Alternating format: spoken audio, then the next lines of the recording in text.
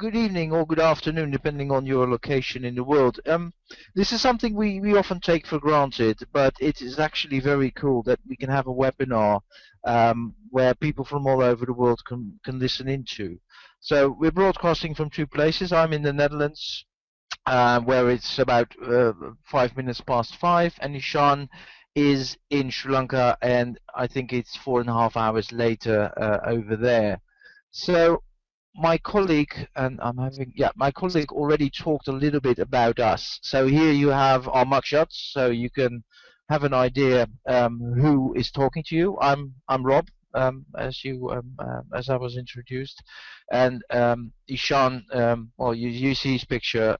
You see his picture below. So a little bit about Yenlo. So Yenlo was founded in 2007, and we are really focused on application integration and enterprise middleware. And we believe that WSO2 is really one of, no, I must say, the best product for this sort of thing. And we are very happy and very proud to be the #1 global strategic alliance partner for WSO2. And that has a number of benefits. We actively work with WSO2 in developing the products and making the products better based on our experience with our clients.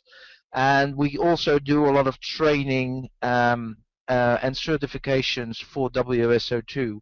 So that's we're based in the Netherlands, and we're growing rapidly. So we have offices in the UK, in Germany, and actually have an example in German for you for the IoT part of this. And we're expanding rapidly across Europe. So when you look at what we do, this is a graphical overview. So enterprise architecture, software development, managed services as well. We do product support, development support, etc., etc. WSO2 managed services. I think there are going to be some very interesting developments coming in that area. And of course, we have events where we talk about what WSO2 can do for you, for your organization or your department. What we see is that WSO2 is not something that's only used by the very big companies or by these very small ones. I think every organization with an integration headache or a challenge can use it. So in the next 45 minutes or so, we are going to talk about the enterprise service bus. Please be reminded that this is a primer on the enterprise service bus. So a lot of people will have a limited experience in this area. So if you're really hoping for me or for Ishan to show very difficult mediation sequences that are possible in the enterprise service bus, and in fact is one of the strengths. There might be other webinars better for you, or you follow a training. This is going to be about the basics. What we're going to show is what you can do with the enterprise service bus, and contrary to what we used to think, it's not only for legacy systems. I believe that the Internet of Things is something that's going to happen, and that the enterprise service bus is a key component in making the Internet of Things a reality rather than a hype. So next 45 minutes will be filled by that. We have a demo showing what a mediation sequence is and how you actually bolt it together. It's a bit like Lego. You take small blocks and you put them together and you develop it. And we have a use case where we have an Internet of Things door lock and a smart thermostat, and how we can make that work together. So okay, well that's all the introductory bit. Let's go to the enterprise service bus. And I think that you hear this, you have heard this word in your, perhaps in your organization, really buzzing around. People saying, well, what we need is an enterprise service bus to tackle our integration issues. Or you've read something about how great it is, but what is it exactly? Well, that's exactly what we're going to talk about in this presentation. And I put in a very nice picture of a London bus, but it has little to do with that. But you knew that already, of course. So an enterprise service bus is very much linked to a service-oriented architecture. So it's another one of those buzzwords. What it means, it's basically an architectural approach where software provides their functionality as a service to other applications, and those services are well defined and reusable. And I think that's one of the strong things, that you develop something that you can reuse. We've been trying that almost from the beginning that we developed programs for the first time. We put them in libraries, etc., etc. But now, with a service-oriented architecture and an enterprise service bus, they can be used from within your organization as well as outside of your organization. And it really doesn't matter in what kind of language or code they were written, or what system they are, or what operating system they are. One of the things that's vital to remember, that if you're writing something that will serve many constituents in your organization, it is much more difficult to write a piece of software that is reusable for all, because you really need to know what their requirement is in order to develop something that they can use, and perhaps even more important, that they will use. So the SOA is the architectural approach, having software as a service and offering those services in a way that people can find them and can use them. And the enterprise service bus is really, well, you could say that it is really a traffic hub. I will come back to that later. There are some other acronyms that you hear often when people are talking about service-oriented architectures, like UDDI and SOAP and Web Service Description Language, WSDL. If you want to know what they are, just look them up. It's not that difficult. I haven't got a slide to describe that. So the enterprise service bus is often deployed together with the other components. So for instance, the API manager, the identity server, the business activity monitor, and the governance registry are WSO2 components that are often deployed at the same time. And that's also a part of the way that WSO2 was actually developed. Many components can offer services to others. So for instance, when you look at the business activity monitor, that is basically, if you want to use the API manager, so if you want to know who's using your APIs, how many calls, etc., how quick they are, then you need the business activity monitor as your dashboard to that. And you will find that the identity server can play a role with the API manager as well. So it's all very much connected. And what we will see later on is that these are not the only components that you can use. We'll probably talk a little bit about SAP as well, and there are actually more components like the business process server, the business rule server, that can also be deployed in a larger setup. So, as I said earlier, the enterprise service bus is like a traffic cop. By that I mean that it tells you where to go and what to do, but it can also tell you to walk faster. And we found a very flashy police car. It's not a Dutch car, and I'm pretty sure it's not a Sri Lankan car. It looks a little Middle Eastern one, but it's a very powerful machine. Not only the car, but also the enterprise service bus. So the I'll go to the next slide.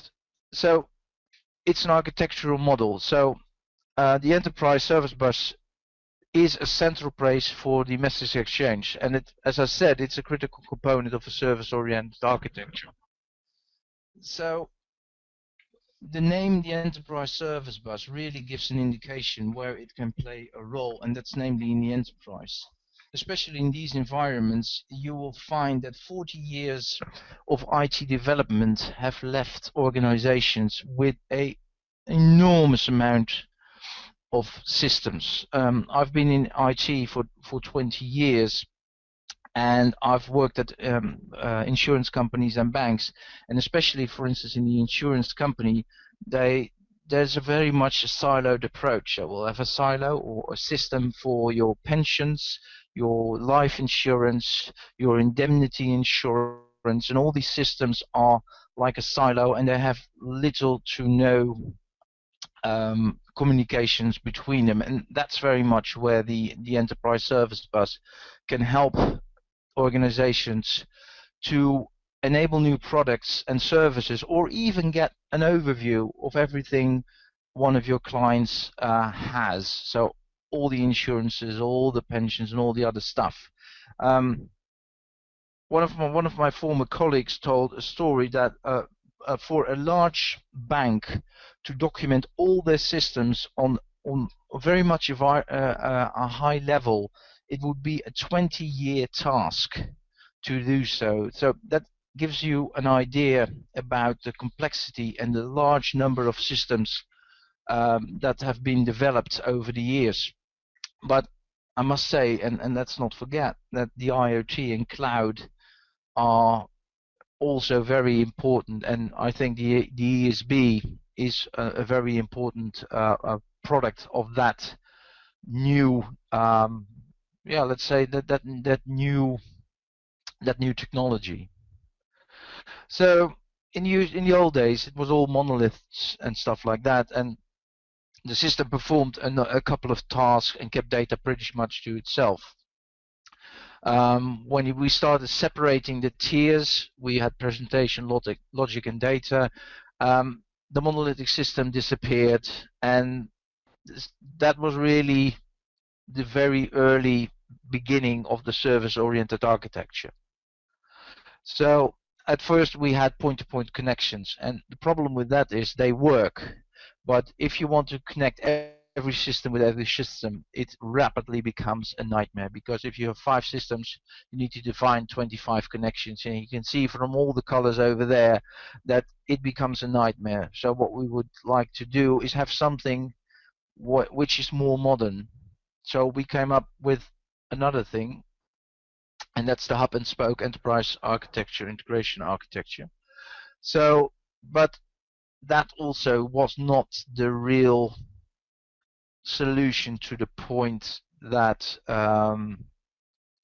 that we were trying. It was not a real solution. It has become a bottleneck, and the enterprise service bus is really the next logical step in connecting all these disparate IT systems and programs, especially when you consider that you also have a whole new set of sensors and components and systems coming on, not to mention that you increasingly also want your clients, your partners, and everyone else to have access to your systems in a very good and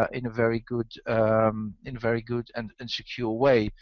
So we really need to look at a new paradigm, and that's actually the enterprise service bus. Okay.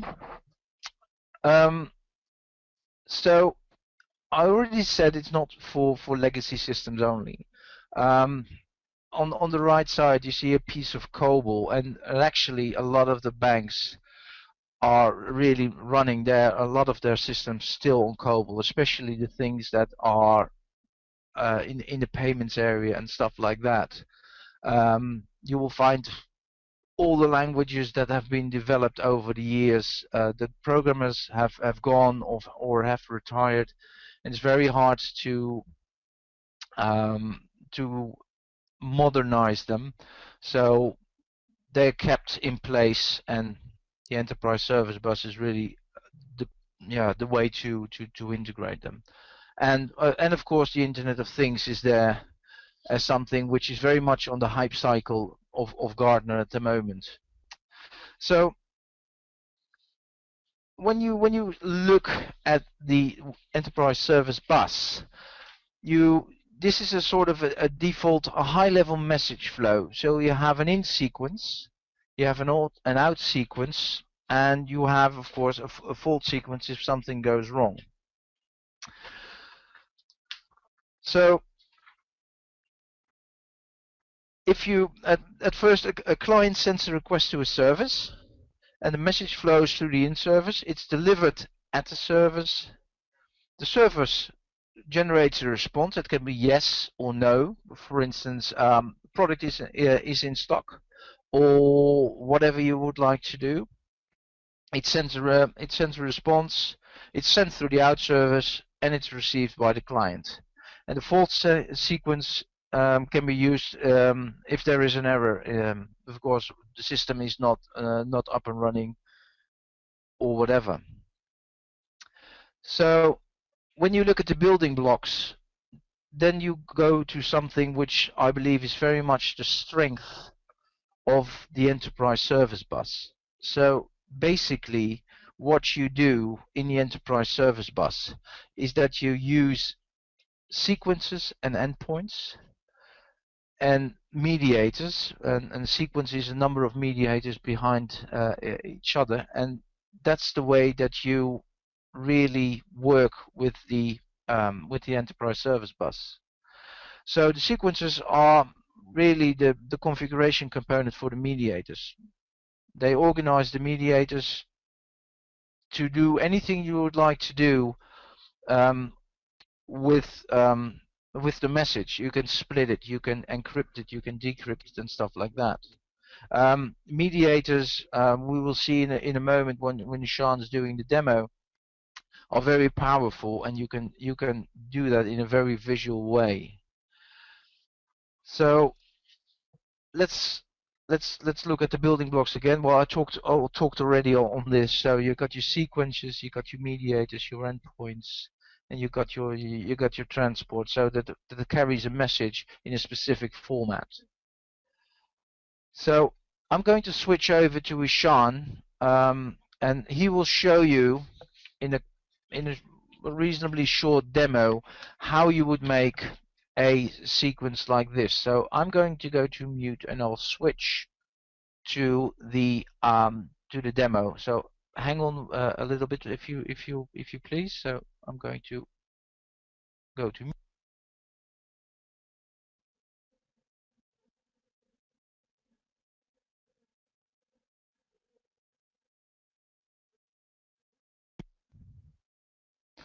And Ishan, it's yours. Thanks, Rob. So I'll show you how to create a sequence of mediator sequence for WSO2 ESB using WSO2 Developer Studio. And today I'm using Developer Studio version 3.7.1, which is running on Java 7, and this is the start page. So let's create a new project. We can give now name for the project, and then we can modify several other fields as required. And there you go. We have this project structure, and if you take a look at the directory structure, it's basically the same as what would you see in the standard ESB distribution. So let's add a new API. We can give the name of our API and a valid context. And when we hit finish, we'll be taken into the graphical view of the API design. And this is the API design phase, and from there, from the properties pane, we can we can specify the post request, a post method, and yeah, this is the generated source view, which is an XML. And yeah, from here you can drag and drop whatever the mediators that you want to put in the sequence, and here you will see predefined sequences. Again, you can drag and drop them to your API resource. And now let's go back and add a sequence of mediators. I add a new sequence. Yeah, I can give a name. And so again, this is the design view of my sequence, and as you can see, there are several options that we can select from. So let's pick the mediators that we're going to add to our mediation sequence. So first, I'll add a log mediator to log the request from the client. So to achieve that, I need to have a log property, which I'm going to configure like this. So in this case, I assume that the request is going to be in the JSON format.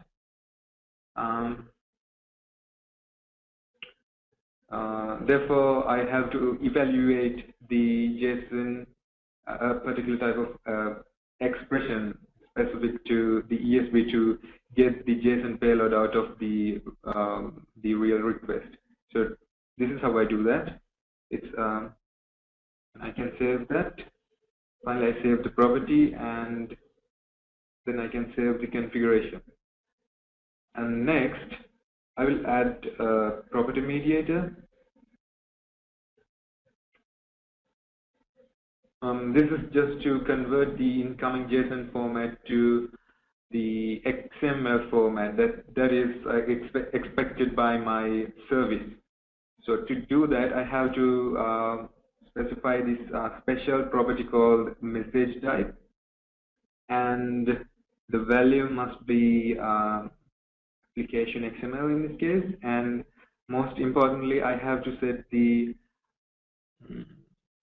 scope as the axis2 scope. So that's how it will get converted to the XML when the ESB calls the service. Okay, let's save the sequence. And next we'll add the call mediator, which does the actual service call to the service. So here I'm just giving the description of the call mediator. And the call mediator must contain an address endpoint. So next we're going to add the address endpoint. All right, and here we must mention the URL of the service that we're going to use. And again, in this pane, you can see that there are endpoint-specific parameters that we can set, like the quality of service, timeout configuration, and retry configuration, and so on. But for now, let's keep them as is. And next, I'll add another property mediator to convert the response, that is the XML response from the service back to JSON, so that I can send back JSON response to the client. And I use the same property, message type property, and this time it's going to be application JSON, and the scope is again axis2.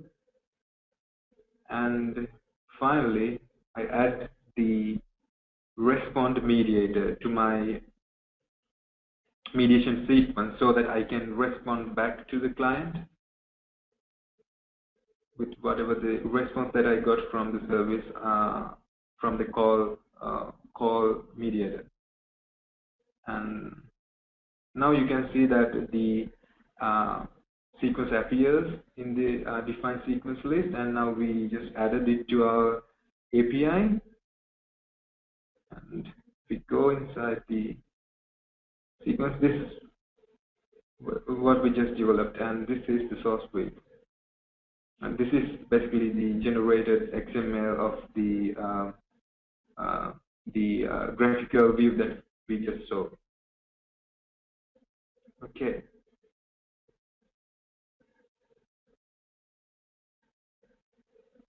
Okay, I will stop it here if that's okay with you, Ishan. There is actually a couple of minutes more. Can everyone hear me? I think so. There's actually a couple of minutes more in the sequence. We'll make sure this will be online as well, so you can see the whole 10 minutes of it. But this is basically the most important piece of it. What I'm going to do is I'm going to switch back to my screen. So if you hang on, I will switch. And then I'm back. What you basically see is that it's a lot of dragging and dropping, where you can also add. Sometimes you need to add some things, some variables and stuff like that. But this is basically the way that you use the enterprise service bus. So it has a sort of very very natural feel to it. So you take a piece of this, take a piece of that, and you make a sequence like that. So when we go to the message flow, you see it over here. So this is basically a sort of an overview of what we just did. So you see the application, it goes through the transport, it goes through a pipe. There you can have your security, it can be encrypted, decrypted, it can be routed, it can be transformed, so the message transformation that Ishan just showed, and then it goes out again to the application that you need. So here you see the encryption, you can say it's priority and stuff like that. Here in the middle you will have the piece that we just saw, and then again the transport. So it can be that an encrypted message is sent, it's decrypted, something is done with it, and you encrypt it again and send it on, or you split it. You will have one message going to several systems. You can see that in the routing as well. And that's not all you can do. You can also have tasks and events. So what we just showed is one way, but you can also say I can insert a specific piece of code automatically into the timeline, and have that executed every couple of minutes or whatever time you would like. Another very interesting thing is our events, notifications published to a system that's interested. So the ESB can listen to events and take actions when they arise. So for instance, if a temperature is over a specific threshold, it can it becomes an event, and the ESB can notify it and do something with that. So there are really endless possibilities that you can have. You can have very complex mediation sequences. I'm not saying that you need to develop the very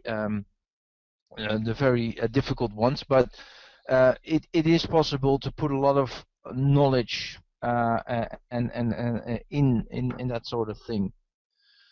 So, having said that, at the beginning of the presentation, I already said that it's for big companies and it's for small companies as well. So when you look, for instance, at eBay, they are not a very small company.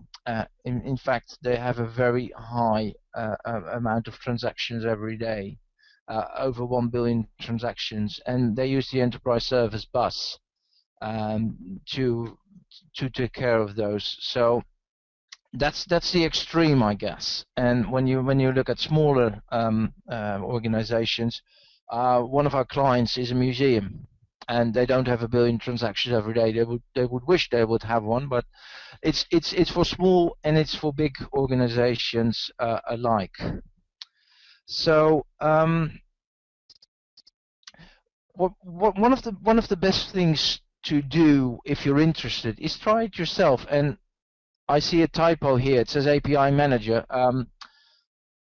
I mean the ESB, of course, but it's the same. It's the same principle. You download the software from the WSO2 site. You can download the sources as well if you're interested, because it's open source. So you can use it as a package, but you can also look in detail. And if you see something you don't like or you don't need or you want changed, you can do that as well. And that's, for instance, one of the reasons that, for instance, Trimble, the US company, uses our software. So you unzip it. If you haven't installed the JDK, download it and install it. Set the Java home parameter. Go to the bin directory and start the file, and then you'll have an up and running local WSO2 ESB on your local machine. And here you see some of the directories where you find the binaries. So if you want to do the startup script, you go to the bin, etc., etc. If you want to make some changes, add some make some connections to other ones, you go to the conf directory, etc., etc. So we will talk about the roadmap for the enterprise service bus in a little bit, but there is a new version coming in a couple of weeks' time, and it will have some new functionality. But Ishan will talk about this in a slightly later part of the presentation. So the Internet of Things, unless you've been living under a rock, you must have heard about the Internet of Things, because as you can see, it's on the peak of inflated expectations of Gartner's hype cycle of emerging technologies of last year. So Gartner, for those of you who do not know this graph, basically what Gartner is saying, that at one point a new technology will be hyped to such levels that it's almost impossible for that technology to really make everything that is promised a reality. So what happens then is that people will see that it's not a cure for all ails, and it will slide down into the trough of disillusionment. For the Internet of Things, one of the problems that we currently have is the interoperability of the Internet of Things devices. So in my home, I have a Toon thermostat. We'll talk about Toon later. I'll have a smart lock by Okie Dokies. I'll have a Nest smoke detector, and each of these is not working with the other one. Each of these has their own app. There is no interoperability, and if I want to do something, I can't, unless of course you're using the enterprise service bus. So the Internet of Things use case that we're going to show is about this thing. This is Toon. It's a smart thermostat. It has a touch screen. It's developed by a Dutch company called QB, and it's actually on sale in the Netherlands, and the Netherlands is not so big as far as people living there. So we have about 16 million people, but already 100,000 of these smart thermostats have been sold. And what it does is basically it looks at your energy consumption, and because if you measure something, you know how big or how small it is, it can help you save energy. I think up to 10%. Toon uses the WSO2 products to, for instance, here open up the API. So that's a coincidence, by the way. If they were using another system, we could also, with the enterprise service bus, used it. But in this case, it's nice to see that they're actually using our products. Okie Dokies is a French vendor who has a smart lock that you can open in a number of ways. Of course, always with a key. I mean, that's proven technology. But there is also a smartphone app. And you will have these bracelets, the green ones, and the NFC tags that you can open a door with. So there's a lot of intelligence already in the door, and when you use the intelligence of the door and use the intelligence of the thermostat, then you can make really nice things happen. So what we would like to do in this use case is that we would like to monitor the front lock, and if it's closed either by a key or from the app, we will log into the smart thermostat and see what program is chosen. So, and then if the thermostat is not locked to a very specific program, we will set it to or away. In the quadrant, it's the red one with the open lock where we would like to put it. Originally, we were aiming for a real demo where actually I would close the front door of my house or have someone close it and actually show that the thermostat was put on a different program. But unfortunately, we only got the API description on Monday, so we had little time. But this is actually a very feasible idea and not too difficult to implement. I think there are some holes in the use case that we're describing here, because if I lock the door and there's still someone in the home, it turns off the thermostat, which you probably wouldn't want. So you need to add something to it. So what we would do is we would program the enterprise service bus to actually call the API. So log into the Okidoki website and see what the status of the door is. And we do it every 5 minutes. If the door is closed, if the door is not closed, so it's not locked with the key, then we just end the program there. If it's closed, then we would go to the thermostat, get the status, see if it's locked on the program. If it's not locked on the program, we set it to the away status and stop there. One of the challenges that we have with this scenario, of course, is that this is you can make it easier, you can make it better, and I will talk to Ishan also a little bit how you can do this, because especially with the new version of the enterprise service bus, there are some neat new capabilities that you can use in this case. So this is only the start, and I think that in the future we'll see a lot of these kind of connections, because although many of the vendors that deliver these Internet of Things devices are very much in favor of standards, they also see it very much as a toothbrush. It's great to have a toothbrush, but they want it to be your own. You don't want to use another person's toothbrush. So standards are okay as long as you use mine. And whenever a vendor is saying that, then we really get nowhere. But luckily, we have the enterprise service bus as a very good way to have a solution for that. So I'm going to skip this one on Trimble. I said I had a German example.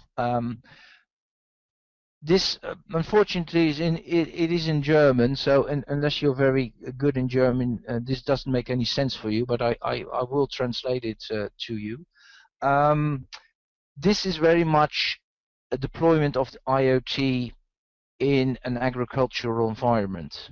The first one that we showed with the thermostat and lock is very much to the consumer, but I think that there is a very big opportunity for IoT to be used in an industrial environment, in airplanes, but also in this case in the pig farming. So basically, what you see here on the left, you see the RFID lezegerät. That's basically an RFID reader. Then you see the digitale Wasserrohr. That's basically your water supply. Then the Klimaregelung, that's your heating and stuff like that. And the Prozessrechner Fütterungstechnik is basically the amount of food the pigs are getting. So if you take all these inputs with all these different types, so you've got your serial connection, your RS-232, you got a comma separated format going over. Everything goes into the enterprise service bus and basically bolted together in order to see in a very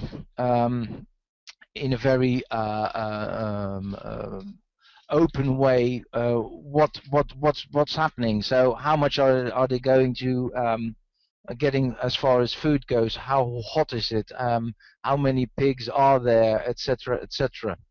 So this was actually a research project with some of our partners, a university, and some SMEs in this area. It was organized by the German government, das Bundesministerium, and it's actually at this moment it's not active, but with the push of a button, almost we can have it online and deploy that in an agricultural setting. So basically we're on the questions and answers. Ishan, can you come online, please, so we can have a discussion.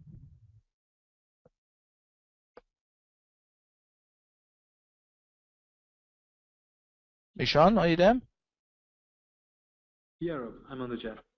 Okay. So we talked about a consumer environment. We talked about an agricultural environment. Let's say a city wants to deploy. Let's say a city of Amsterdam wants to deploy a large number of sensors. Apart from the enterprise service bus as the sort of the glue that and the traffic cop, what other components would you envision if you want to have a large number of sensors, let's say 500 or 1,000, in a city setting in the public space? Yeah, in that case, I would suggest WSO2 complex event processor. Because it is capable of identifying a sequence of real events and filter them based on your definitions, and then analyze the impact of these events and act on these events in real time. So Okay. additionally, with CEP support for different protocols, you can receive events from different mechanisms. For instance, you can receive events through Thrift, MQTT, HTTP, and so on. So Okay. CEP is the best way to go with. Okay. Wouldn't 500 to 1,000 sensors be too much for SEP? If you take a regular deployment of SEP, how many sensors can it support?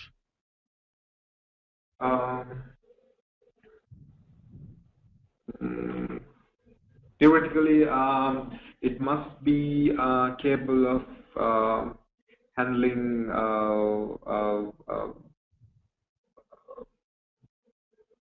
hundreds of events from hundreds of sources at a given time, but that depends on your deployment at the end. So yeah, you can configure it in such a way that it's capable of handling any number of event sources. Okay, so you have you can have a number of servers running SEP together, Yeah. and they will take care of the whole of all the sensor information that's going on. So there is a new version of the enterprise service bus 4.9. What is the functionality that you're most proud of? What's new and should people get excited about? Yeah, the most prominent feature is the introduction of the integration platform as a service, or the IPaaS as we call it. The IPaaS essentially provides the core foundation for a complete platform as a service. And it is powered by a wealth of connectors, as you may already know, like the Jira connectors, Twitter, Facebook, and so on. And there are several connectors for IoT devices as well, like for Nest and so on. And next, it's powered by the WSO2 connector store and the brand new concept of inbound messaging.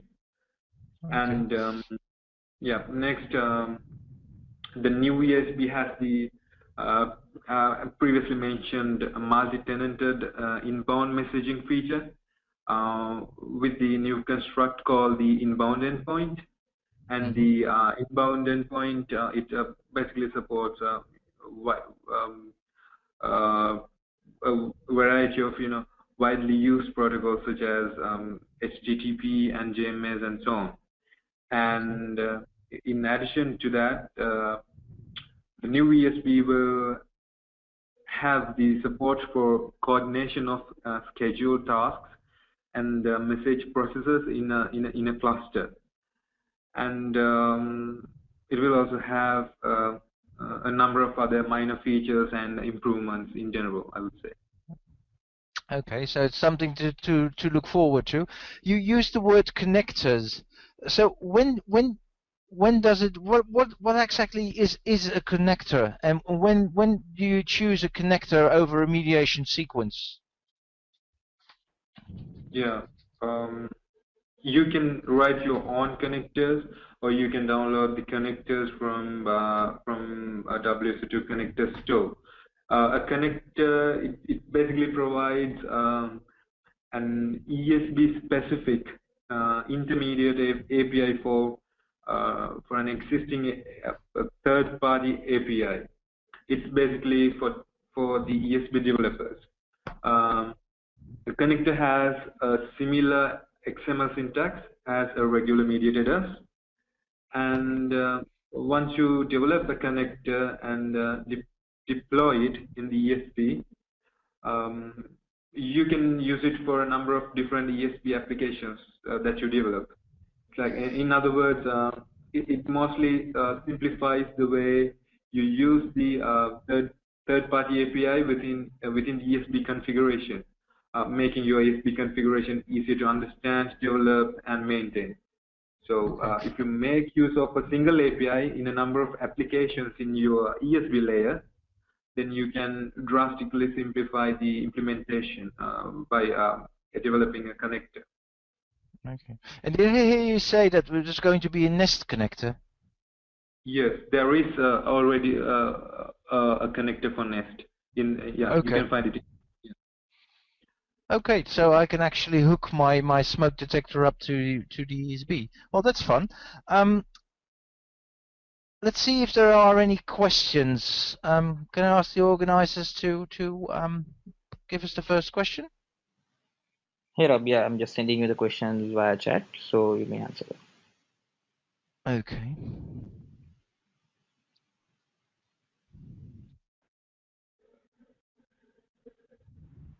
Okay. Ishan, can you take the first one? What are the differences? Yes. The ESB, as Rob described during the presentation, it basically is a messaging bus which doesn't, maintain a state between any two calls or between any two interactions. So the ESB doesn't, the WSO2 ESB doesn't have the capability to act as a messaging queue, and that's why we have a dedicated product called the message broker, which is in its own a fully blown message broker. So So that basically is the difference between the two products. Okay. Okay. Let's see. I saw another one. If folks would rather not use a studio, can you quickly demo how you develop a simple sequence? Is that using Synapse? Also, can you explain how frequently folks use studios versus the non-GUI approach and under what circumstances? I'm pretty sure that doing a demo at this moment, how in a non-GUI way would take too much time. But you can always contact us at Yenlo or WSO2 if you have some more follow-up questions. Ishan, can you say when would you rather not use the GUI and do the coding, or do it in the ESB itself? Well, the recommended way is to use the Developer Studio to develop your mediation sequence and deploy it directly to the manager node, and then let the deployment synchronization take care of the synchronization of the artifact. But normally, for example, when it comes to the API manager, people choose to develop mediation logic by hand by modifying the Synapse XML directly. That will work only if you know the constructs. Like, for example, if you know the exact XML configuration of each mediator. And yeah, that depends on the knowledge that you have about the ESB and the sort of the deployment that you're going to use. But anyway, the recommended approach is to use the Developer Studio. Yeah. And I think it's also, if you are new to this sort of thing or new to the WSO2 ESB, I think it's a very good way to learn. And as you showed, Ishan, you can always go what we like to call underwater, and you can see the actual XML. Just be careful if you change something in the XML and go back to the view, it might not work. So you have to be careful. So I would recommend, like Ishan is saying, stick to the visual stuff, to the Developer Studio. I see another one. Can WSO2 easily replace Oracle Service Bus? Ishan? I think it must be able to replace Oracle Service Bus in variety of ways. But I'm not really familiar with the capabilities of the Oracle Service Bus. If it has a queuing component or something like that, then definitely the ESB cannot replace that part. But again, as I said in a previous answer, there is a different approach to implement message queuing in the platform, in the WSO2 platform. So sometimes when you try to replace an existing product with WSO2 stuff, then you'll have to integrate two or more products, as Rob mentioned in his presentation as well. So it depends, as the question itself has suggested. Yeah. For the most part, it must be possible. Yeah. Okay. When is Java 8 supported? And when is the WSO2 Developer Studio updated to the new Eclipse base? Kepler to a current Juno Mars? Any other language support provided?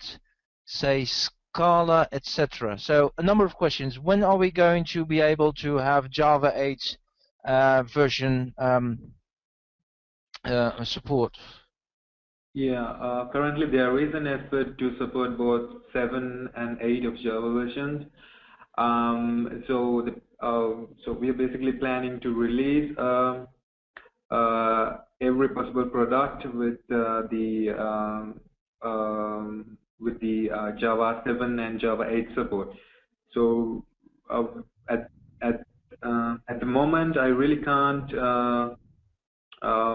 foresee any timeline for that. But definitely, ESB 490 will come out with Java 8 support, and for Developer Studio, we'll have to check it with the team. I really can't tell a direct answer.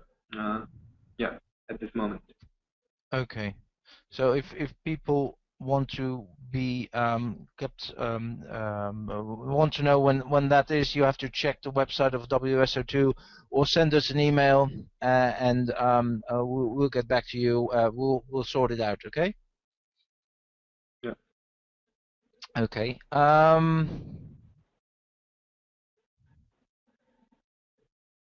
Okay. Is this presentation going to discuss the okay? So a lot of two questions at the same time, and I was reading the one.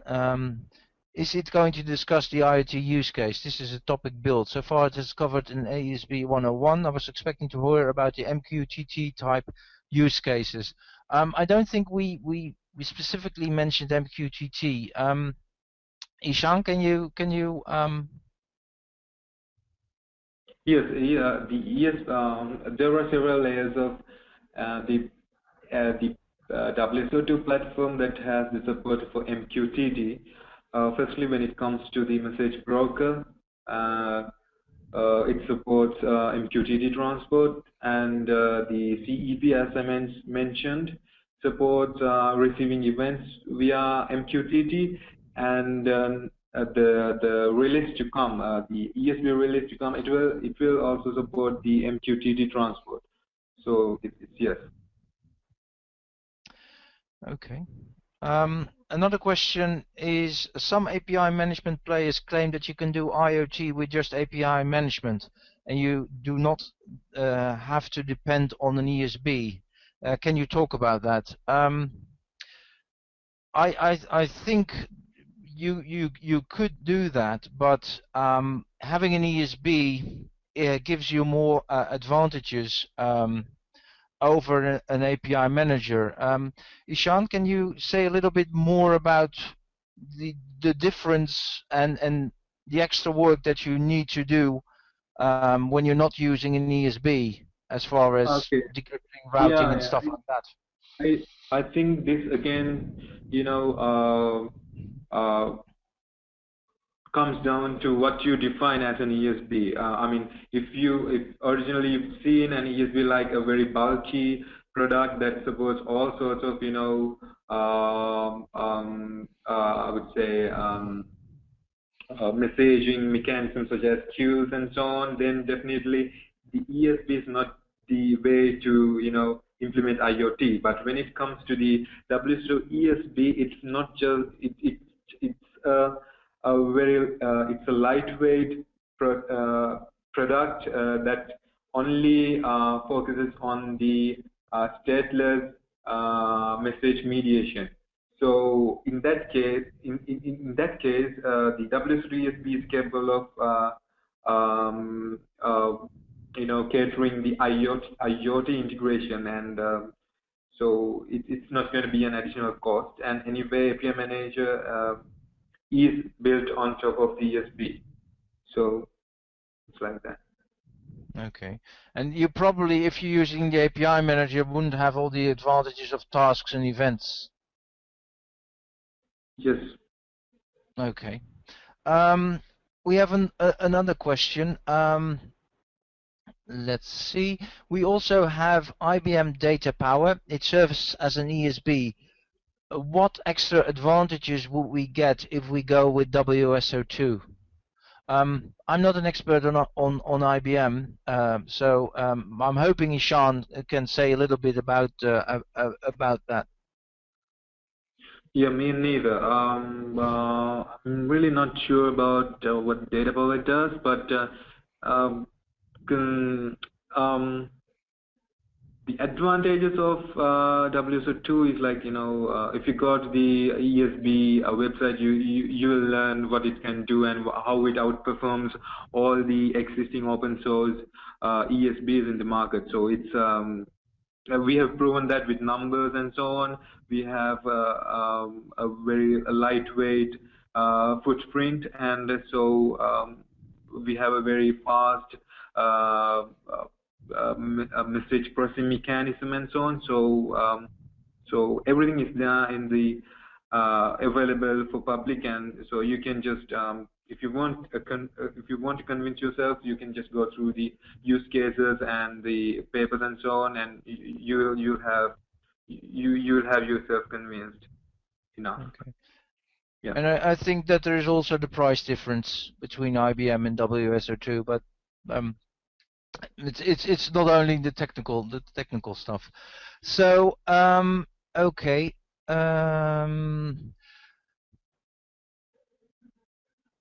There are some more questions, but we're running short on time. So unfortunately, we have to close here, I guess. But all questions that are being submitted to us will be answered. Let me assure you of that. So I'm going to hand it back to the organizers. Guys, can you take him?